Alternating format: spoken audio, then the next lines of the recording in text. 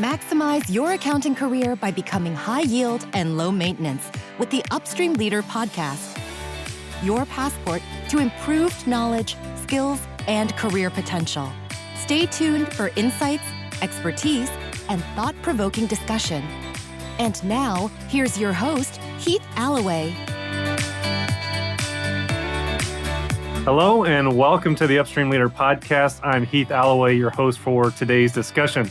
If you're a first-time listener or a long-time listener, I am so glad to have you here and looking forward to having you as part of the discussion today. And our guest today, I do have Karen Scott. She's actually a return guest and is the co-founder of Lost and Found Grief Center. Karen, welcome to the show. Thank you. Thanks for having me back. Absolutely, Karen. I learned a lot during our last discussion. And then also I have Melanie Blair, the Assistant Executive Director for Lost and Found. And Melanie is actually a first-time guest. So Melanie, happy to have you on the show. Thank you. Happy to be here. And Melanie, I feel like I need to give everyone a disclaimer that we do know each other. Our daughters actually play soccer together. So we've known each other for, I don't know, Melanie, at least probably the last 3 or 4, maybe even 5 years. Yeah. Lots of good times on the soccer sidelines. Well, that's probably a whole nother episode, Melanie, as we get into this. So one question we ask all guests, Melanie, I'll start with you. This is your first time on. What has really made you the leader that you are today?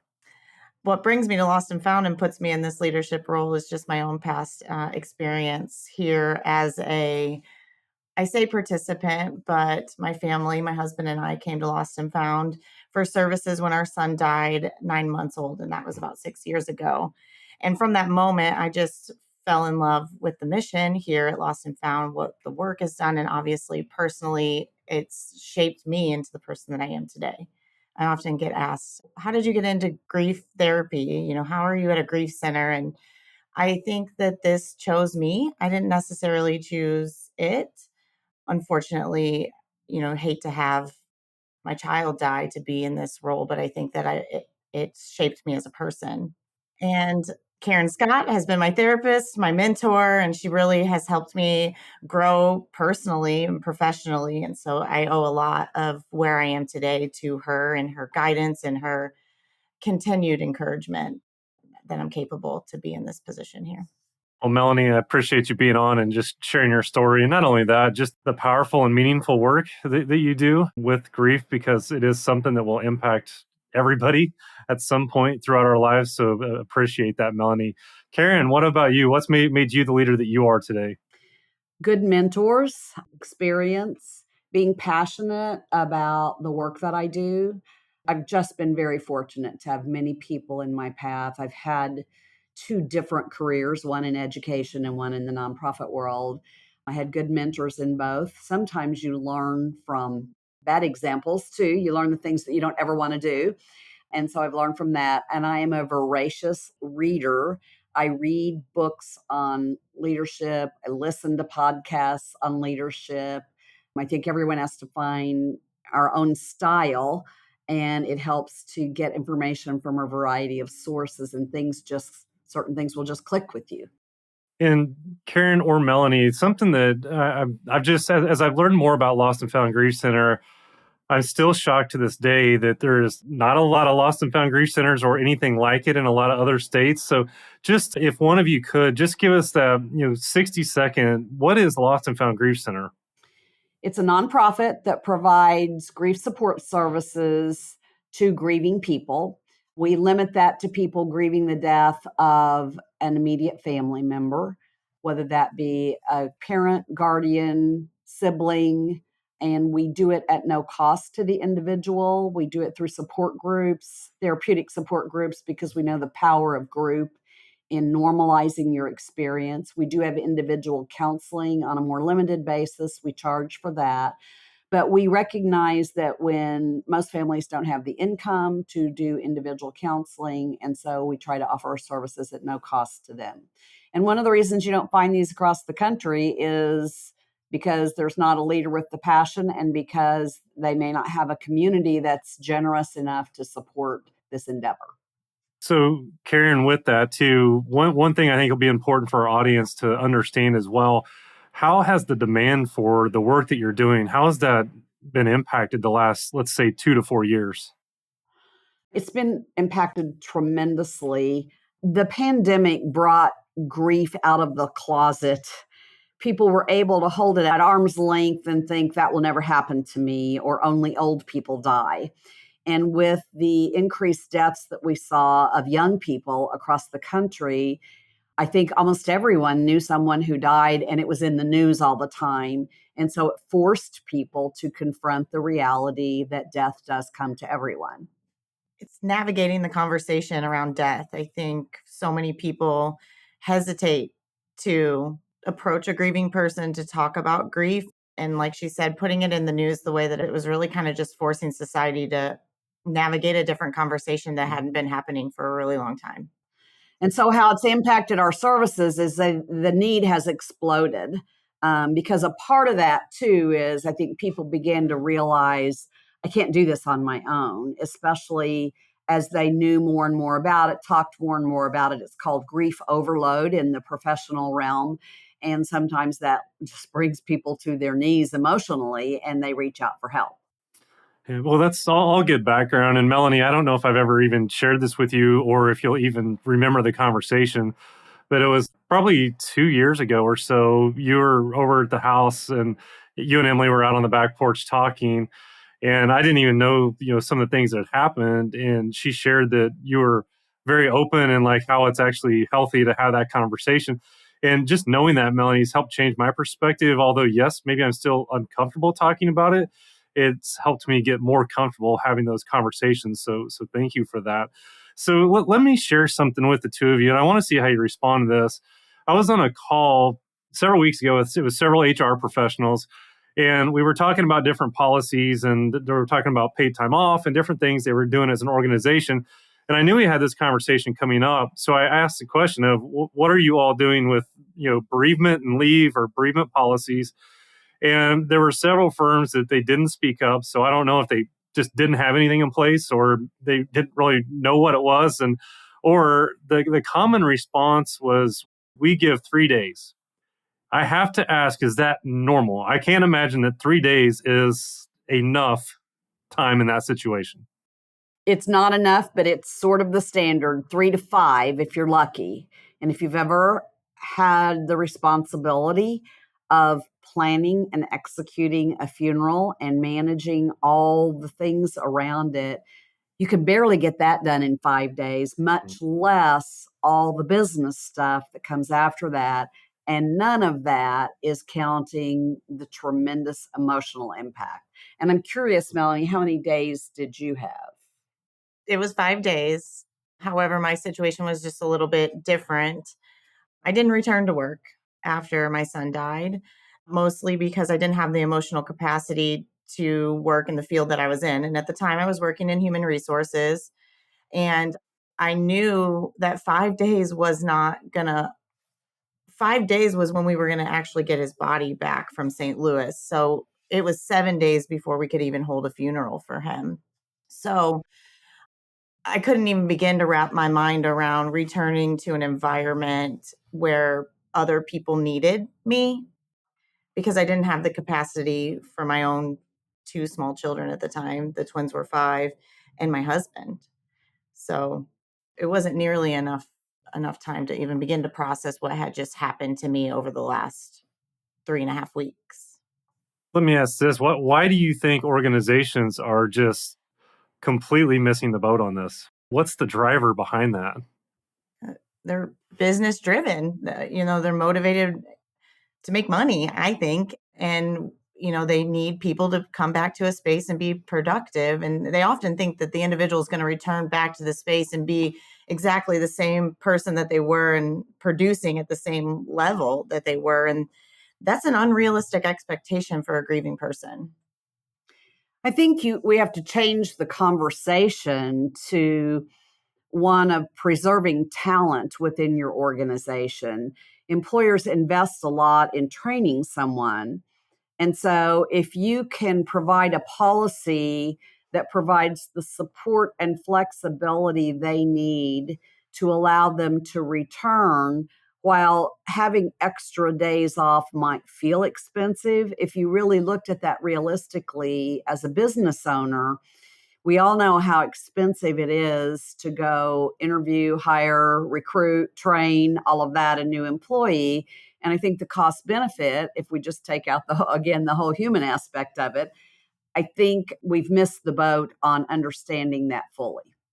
So just to go back, Melanie, you mentioned kind of the whole bigger picture, and you talked about the time you had. How much on your husband's side, how much time was allowed there? He worked in a little bit different of a atmosphere. So he was in sales, and so he had some additional flexibility in his hours. He wasn't kind of punching a clock like I was. I was expected to be there at 8, and if I needed time off, I was expected to make that up or take time off to accommodate that. So he had a little bit more flexibility in terms of when he was producing his work, and they catered to that for a while. I think people want to be incredibly supportive up front, but again, I think they have an unrealistic expectation of the time frame. And again, these are kind of those cliche statements that people say in terms of, when are you going to be over this or get over this or let's move on? And just with time, I think they saw that he was a top producer, but with time, they were seeing that he wasn't producing at that level. He didn't have the capacity for that. I don't want to say you don't care anymore. That's not it. Your priorities shift. And so your mentality, the way that you're thinking about things shifts. Like, my family and these 2 small children and my wife, who are incredibly sad, need me, and I have very little to give. So I'm going to choose to give to those people versus, expending what little energy I have in a different environment. Which, Melanie, in a lot of cases, I mean, that's what you're hoping someone will do, is invest the time and their energy in where they need to and where they need to focus on. And so I'm going to take a different approach here, some different scenarios that I've came across the past couple of years. Say an organization experiences a loss within the organization. How does that differ whenever it's someone that you work with day to day, and maybe it's a team member or someone that that you work with on a frequent basis? Is there a difference to a policy or any guidance that you would have for organizations that may be experiencing a loss in the workplace? It's a completely different environment than if one of the workers has a loss in their personal lives, because it impacts the organization and impacts everything about your work. We often spend more time with the people we work with than we do our family. And so there need to be policies about how the entire workplace is going to respond and be supportive of everyone there. And that really is a more complex picture to develop. People in this area are fortunate enough to have lost and found who will come in and kind of work with their people on a short-term basis to just work through grief, understand, talk about things that are helpful. And we can do that as a kind of a crisis response. The ideal scenario would be that people have prepared for that ahead of time. So, Karen, something you shared, I want to go back to our very first conversation that we had, and you shared that we are a death-denying society, and there were some key takeaways that I think are worth revisiting. And I have made many of those mistakes of wanting to try to help or solve the problem, or I've made the cliche statements about, let me know what I can do, or sorry for your loss. What guidance do you have for someone to be there, or once you know that grief is there, how can someone be there, and what should they be thinking about, or what should they be doing in that situation? Well, the most important thing is to be present. Don't go be the cheerleader and tell them how they're going to get over this and all of those things. I think grief is not something to be fixed. It is a life-changing event, and you need people to walk with you as you struggle through that journey and to provide flexibility and understanding. And so I think the way in which a manager approaches that tells an employee everything about what he really values. Is it all about the money we make here, or do I really want to help my employees be the best that I can? And so the first thing is, don't try to fix it because it can't be fixed. On the other hand, there are very tangible things you can do. Think about your own household. If your spouse had died, what would be the things you struggle with? And they're not complicated. It's things like meals, grocery shopping, getting the children to the events, cleaning the house. And so, Laundry. yeah, laundry. The more you can get help, just that tangible help. And people are very touched by the simplest acts of kindness. I always say, be a doer, not an asker. Yes. And what that means is when you approach a grieving person and say, let me know what I can do, they have no idea how to help themselves, let alone let someone in. It's not that they don't want to. It's just you're in such a state of despair and fog. You can't think logically like that. And so it's in the moment when you realize that a task needs to be accomplished that you can't accomplish because you don't have the capacity. And those often lead to just additional breakdowns. Yeah. And it is hard to pick up the phone and ask, hey, in 5 minutes, my kid has to be at soccer practice. Can you come pick them up? Yeah. So I always just encourage someone to just be a doer. And by being a doer, it's doing the tangible things. It's getting a laundry service. It's sending a meal. It's honestly, one of the biggest things was taking my kids, taking them out of an environment that was so sad for them. And they were 5. And letting them do normal kid things. Yeah. There's a book that's actually about helping someone who has a family member who's dying.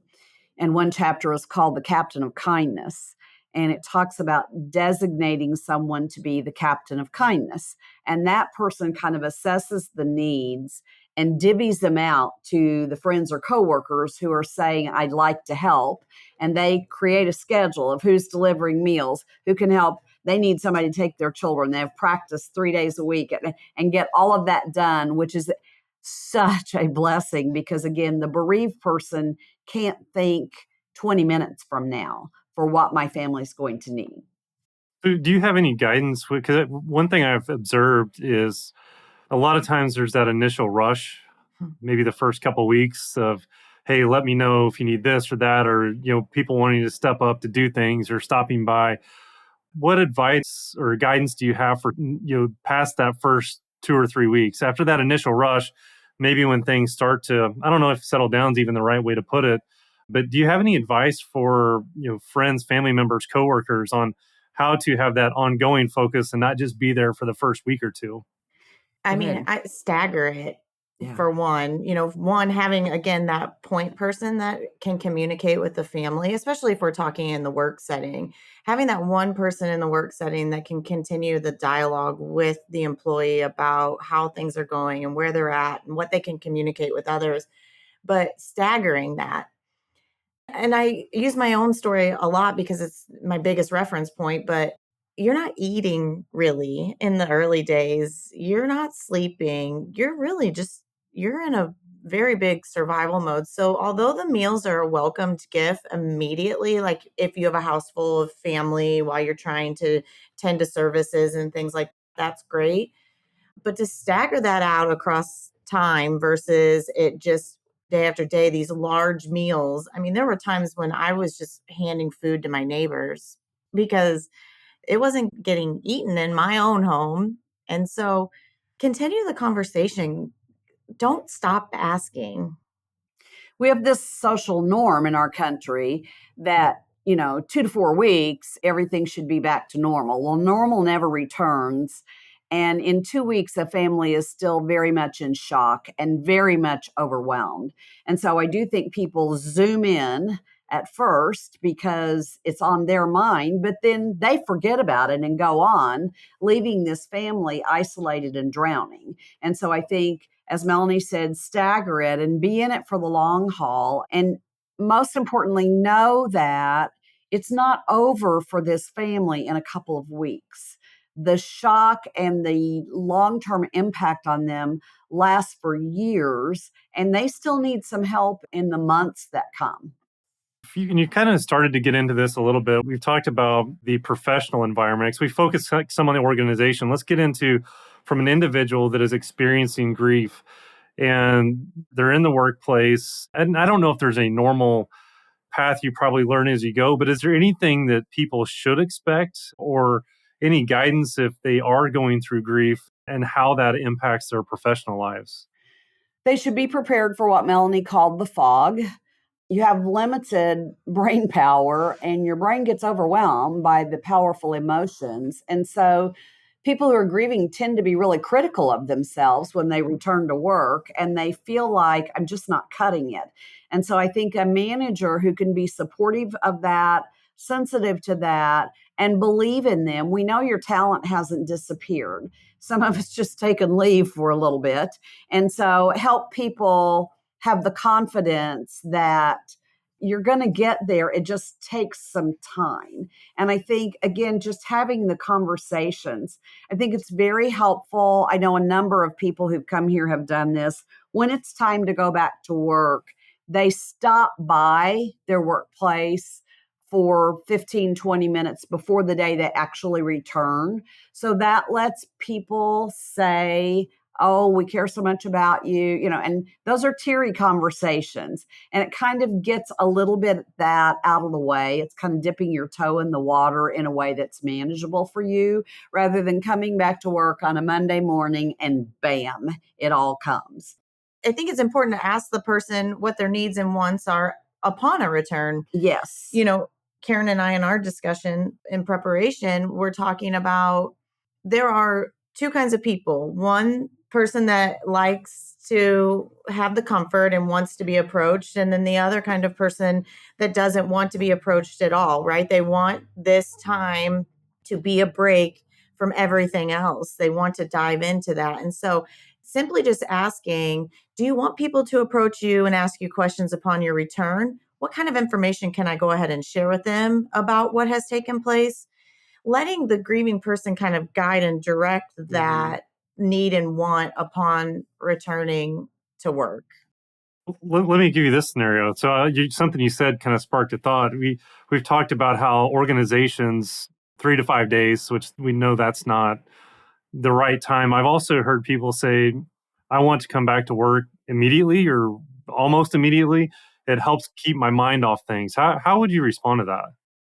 Well, for some people, that's exactly what they need. Not to stereotype, but men often need that. So much of our identity is our workplace and our skill set and the things we do. And so if someone feels like they want to do that, I think you can allow them, but you also need to be paying attention and checking in, because they may think that's what they need. And then they may get there and actually be struggling with it. It may be more than they thought they could do, and they may feel like it's a mistake, but they can't say that now. So I think you allow them that and say, let's see how it goes. And I'm going to check back in with you, and we'll kind of assess that and see if it's working for you, because we want to do what's helpful for you. I think it's important to be flexible. Yeah. And, Melanie and I were talking about this with the families we've worked with here. It is a different scenario with someone in an office situation versus a blue collar worker who punches the time clock and works on an assembly line, where they're very much an active part of a team. That requires a little more flexibility. And often other coworkers being willing to step up and help, or a manager to be a little more creative about how we're going to manage that. One thing that we know happens is people have what we call grief bursts. You just have a meltdown. You don't always know what triggers it, but all of a sudden you're overwhelmed and sobbing. People desperately need a place to go. Acknowledge that up front. When that happens for you, here's this place you can go, and have that meltdown in private and kind of have a minute to pull yourself back together. No one will bother you. No one's going to think less of you. That's far more productive and helpful for the employee than having to sit at their job site and have the flood of tears, and that creates embarrassment and all of those things. But Karen, you said, people sometimes find their identity at work. And Melanie, something you said in the opening about how Lost and Found chose you in finding purpose. What role does that purpose or finding that in your work, I guess, I don't even know if this is the right way to say it, but it signals you that maybe I am ready to get back into the workplace and move forward with my career. What role does purpose play with that? Well, I think it's individualized. I was fortunate enough in my own situation that I was able to take about 3 years of healing independently to focus on my family, to focus on my husband, to make sure my marriage stayed intact, to receive therapy. I mean, that's something that we talked about yesterday. The thought of an employee trying to aid themselves in their healing and come to therapy, but then maybe have to return to work after such a heavy session. I was so deeply depleted after an hour therapy session. Again, grace for that. But how I knew it was time for me, I knew that I always needed a career. I knew I wasn't always meant to be a stay-at-home mom. I think I was fortunate enough to have the time that I did through COVID and sickness, my fears, and navigate that. But genuinely, it was Karen always having this impeccable timing of checking on me, and checked on me when I was having a really bad day and said, I can't change any more diapers. I can't clean my house anymore. I think I'm more than this. And she said, you are. And we knew you would get here. So let's talk about that. And so it's such an individualized journey. And I think that's why it's so hard, and why businesses put this 3 to 5 day span on it, is because for each person, it requires maybe a little bit different scenario to get them back to that place of productivity. And I came back part-time. Then I added a little bit more. And now I'm really in it. Yeah, well, gosh, Melanie, I hate to say it this way, but hearing you all talk and me even referring to it as a policy, because it doesn't seem like a policy. It's more of a journey and connecting community and people and being there and helping people through that. So let me kind of flip the script here. We've talked a lot about the issues or the problems that organizations have. And I don't even know if you can answer this or not, or if you know the stats, but just to kind of set the foundation, do you have any gauge on what retention stats look like just on average? I know it's probably not specific to public accounting, but just on average, what's the retention rate look like when someone does go through a significant loss in their life? I mean, I think it depends on the culture of the environment that they're working in. If you invest in your employee and you are flexible and creative with them in these moments, the likelihood of them staying with you is pretty great.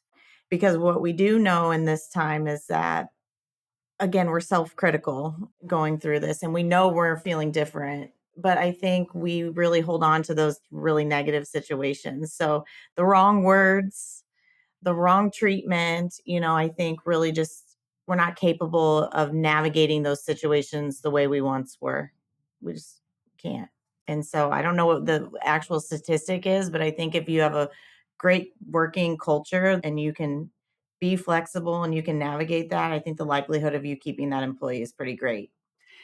There aren't many statistics. I'm not sure there are any, because like so many things with grief, we don't measure it in our society. We don't talk about it. We don't measure it. And many would tell you that's why there is not more governmental support. Supposedly what we measure, we support.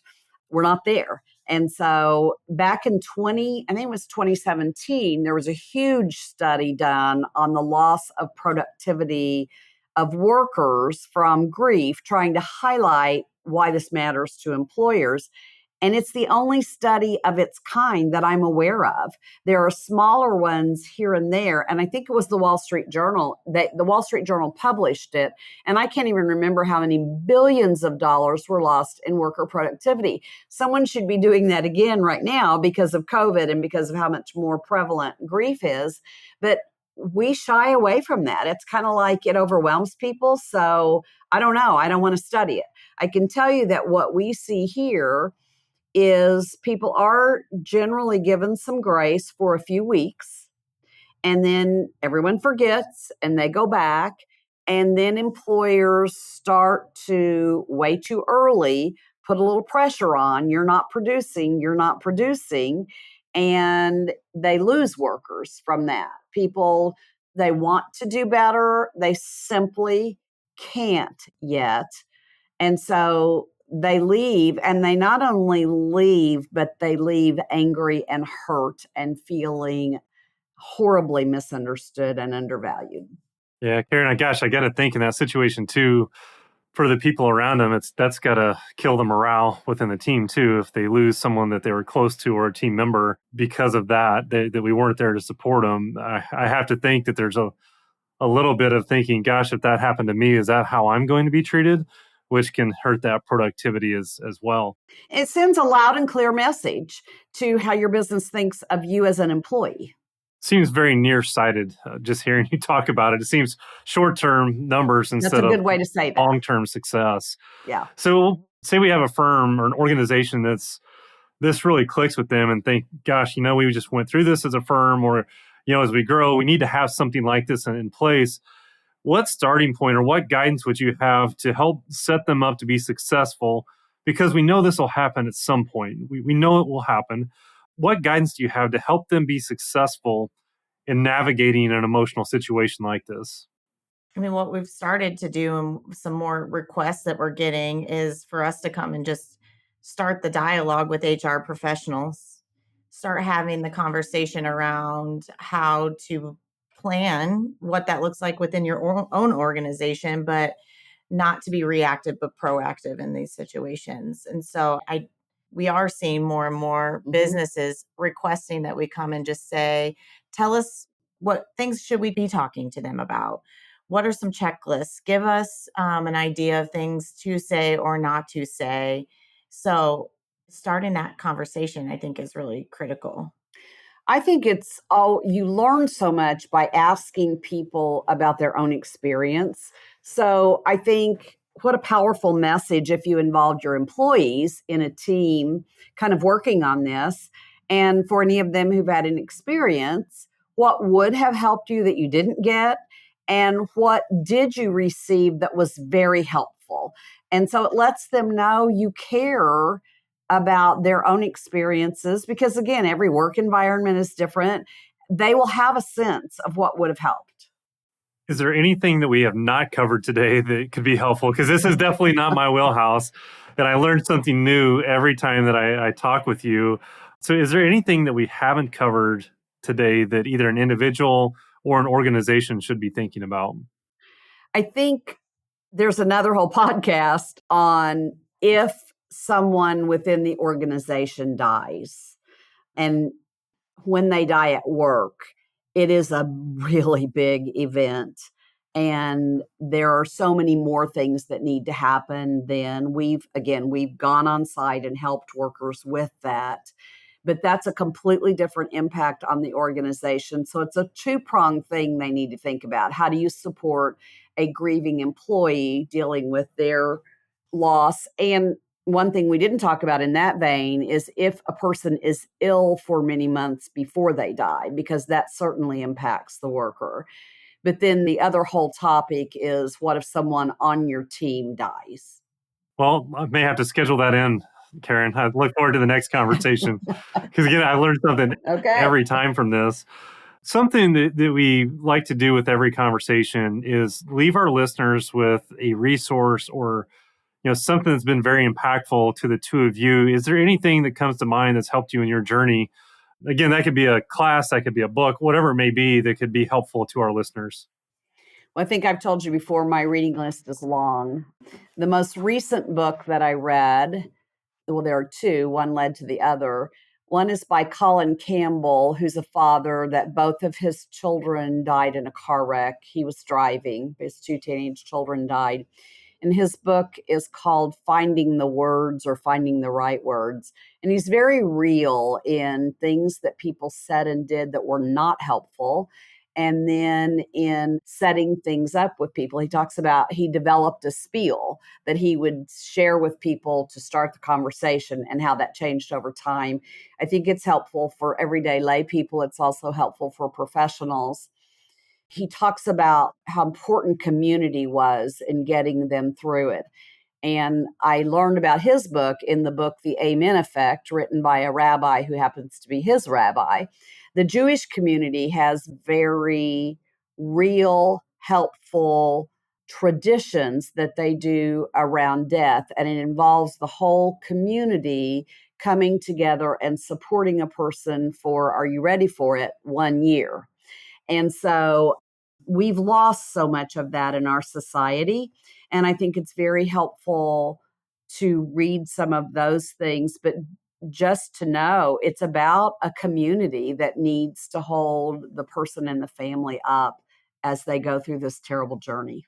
And I'm going to come back with a question on that. I'm going to actually end this episode different than I end any other episode. But Melanie, we'll give you a chance to go first. The biggest thing for me is community. It had been years into my grief when Karen suggested to attend this course. I think it was a 12-week course through David Kessler. And I know that's not a realistic expectation for many people, but in this course, there were several types of people within it. There were professionals wanting to gather additional information, but then there was also just individuals that had experienced their own loss in there. But the dialogue, the open, honest conversations, the real community, I think community is the best thing. And I think that's what Lost and Found has to offer for people, is a safe space to navigate something that they don't feel like they can get anywhere else in their life. But David Kessler has a lot of great resources out there. He's a well-known grief expert. Very good. Well, again, we're going to end this episode a little differently. This is going to be our bonus question. You both mentioned community and your resources. Maybe, Melanie, we'll start with you. Of a situation, because we've talked a lot about the individual, the workplace. Do you have any aha moments or anything where you've seen or you've heard an organization going above and beyond and being there for the whole family? Because I think, like, just hearing your scenario of an organization being there not for just one, but for others that are involved and the impact that could have. So I think we get so focused on the employee, we forget about their family members and other people that are tied to them that they're supporting emotionally. So any thoughts around that or any examples that you have to share? I'm just trying to stretch our listeners' thinking on going above the policy and what we can do to make a big impact. For me, it's genuine kindness. It's a level of just sincere motive. Just genuinely saying things like, I don't have the words right now, but I genuinely care about you as an individual or your family and your needs. And so that was the biggest thing in my own journey was I wish that people would have had an inkling or an understanding of what was happening in my world to offer me just the simplest acts of kindness. Because I think we just get so self-consumed in our world and we go about our daily lives that we just tend to forget that everyone we encounter has a story. It may not be grief, but they're dealing with something. So genuine, sincere kindness. Melanie, I would argue we know it when we see it and we know it when it's not genuine. Yeah. Yes. Yeah. It's hard to describe that, but you can tell a difference. Mm-hmm. Well, yeah, when it's genuine, they come back. They don't make you say it. You guys know each other through soccer. If your children play on a soccer team or any kind of team and a parent has died, why would you not say, hey, I'll swing by and pick your kids up and take them to practice. I'll cover this or that, when you have the tournaments and all that. They can come with our family. And because that's hard if you're grieving and you don't want to deprive your children of all that. But if somebody else can just take your kids and let them have that childhood thing. I know somebody whose neighbor said, I don't need you to worry about your lawn. I'm going to mow your yard all summer long till you can kind of get back on your feet and do those things. We had a mom here. She thought I did it. I did not. I wish I had thought to do it, but she just opened her doorstep one day. It was the holidays, last thing she could think about. And someone had put a decorated Christmas tree on her porch. And so she didn't have to think about going getting a tree and getting the ornaments down and all that. So it's those simple acts that, again, think about your own life. What would I be missing? And what would my kids miss? I have another friend her husband's friend took their son to the Boy Scout camp that was coming up that dad was going to go. And he said, you know what? I'll step in. I won't be as good as your dad, but I'm going to do it for you because the children feel different. And so any of those things, just very practical ways to keep filling some gaps for this family and supporting them. Well, Karen and Melanie, I greatly appreciate the conversation and not only that, just the meaningful work that you do.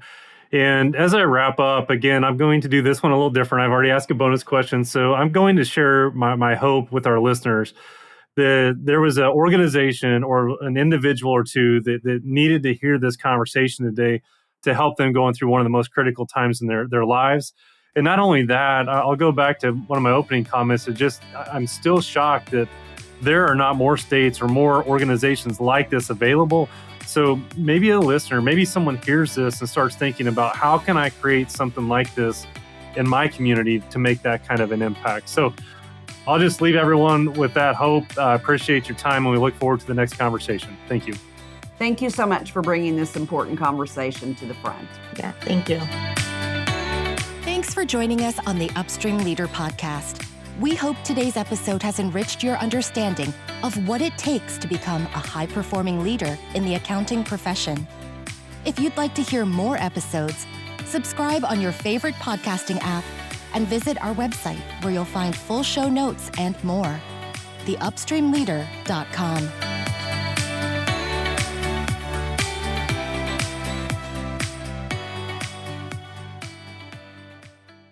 professionalproductions.net